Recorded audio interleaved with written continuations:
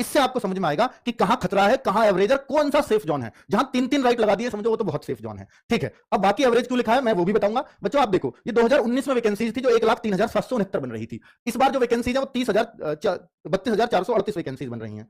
हमारी typing mistake है, 32,438 vacancies है अगर इनको जोड़ोगे तो। अगर मैं यहां पर आपको दिखाऊं तो देखो पिछली बार और अब की बार अगर ओवरऑल में देखूं तो करीब करीब ये 3 गुना से ज्यादा है थोड़ी टोटल वैकेंसीज।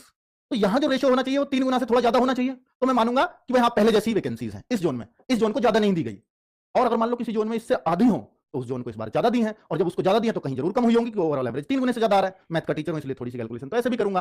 ठीक है, इसको कहते हैं डाटा एनालिसिस करना, वही ये चीज है। तो अगर जब देखो कि अगर ये 10,000 वैकेंसीज हैं तो यहां इस हिसाब से 3,000 के आसपास होनी चाहिए थी, लगभग तिहाई जिस हिसाब से रेशो है। तो इसका मतलब वैकेंसीज तो यहां बढ़ी है 3,000 से ज्यादा, यानी यहां तो 4600 आई है। तो जाहिर सी बात है इसने किसी और का हिस्सा खाया होगा जब एवरेज 3 गुने का है तो। और यहां वैकेंसी हम देखें तो लगभग आधी ही है, आधी थोड़ी कम मान लो, 45% मान लो होनी चाहिए।